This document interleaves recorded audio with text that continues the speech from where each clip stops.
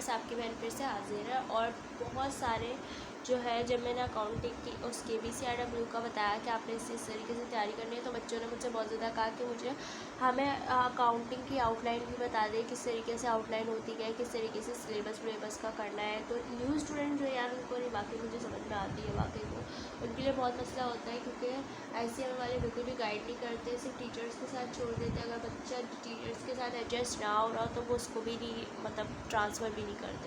तो ये मसले मसाइल उनके साथ पेश आते हैं। तो ठीक है, हम जो है वो वीडियो को स्टार्ट करेंगे, लेकिन वीडियो स्टार्ट करने से पहले आप लोगों से मैं हमेशा एक ही रिक्वेस्ट करती हूँ कि अगर अभी तक चैनल को सब्सक्राइब नहीं किया तो जल्दी से चैनल को सब्सक्राइब कर दो, साथ में नीचे दिए गए बेल आइकन को प्रेस कर दीजिए, ताकि आने वाली लेटेस्ट वीडियोस और अपडेट्स वगैरह आप लोगों को इसी तरीके से मिलती रहे और आप लोगों का और हम लोगों का साथ में कनेक्शन इसी तरीके से कायम रहे।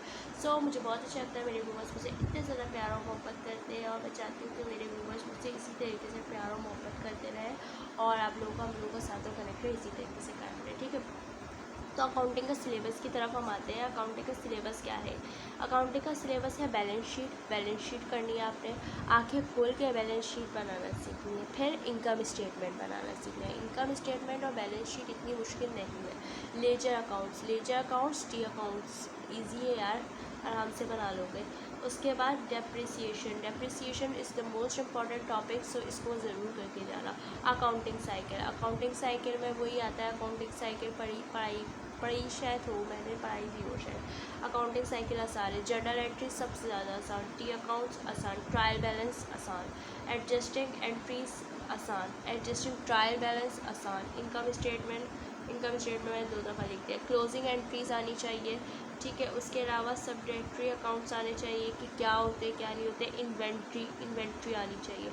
चेक ओवरड्राफ्ट लाजमी। LIFO FIFO method is the most important. Average method, वैसे लीफो फीफो में से एक आता है, या एवरेज बहुत कम आता है। कभी को किसी को बहुत ज़्यादा मलूसियत वाली लग चल रही हो तो उसका जो है वो लीफो आ जाता है। ठीक है, उसके अलावा bad debts is the most important topic. Bank reconciliation statement, ये भी बहुत ज़्यादा इंपॉर्टेंट है।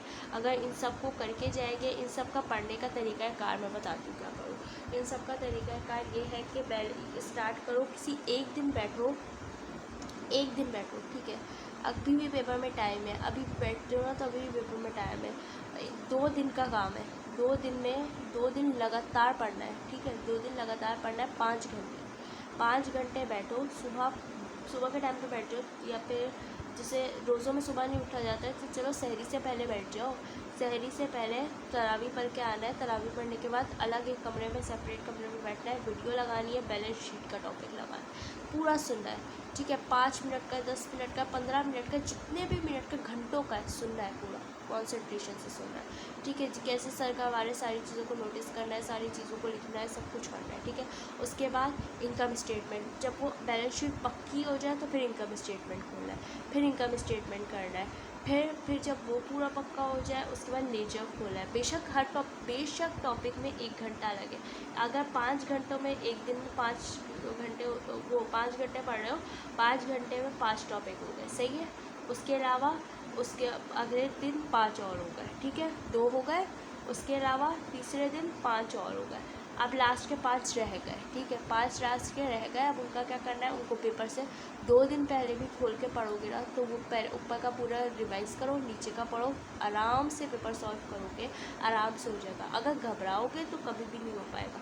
इसी के साथ इन्हीं के MCQs भी आते हैं, इन्हीं के MCQs ही इंपॉर्टेंट होते हैं और इन्हीं के MCQs से आपने सॉल्यूशन करना होता है। ठीक है, तो ये है कि इसी तरीके से आता है। कोई इतनी पैनिक क्रिएट करने वाली बात नहीं कि यार पेपर बहुत मुश्किल आता है, ये आता है, वो होता है। पेपर में पास हुए भी बच्चे हैं, उनको मत देखो जो फेल हुए हैं। अगर वो फेल हुए हैं तो इसमें उनकी गलती नहीं है, उनका हाँ हो सकता है कभी को किसी की लक ना जो है वो काम कर रही है, या हो सकता है किसी सही से ना पढ़ा हो, या हो सकता है उसको टाइम ना मिला हो, या हो सकता है उसको समझ ना आई हो, लेकिन अब वो अच्छे से पढ़े।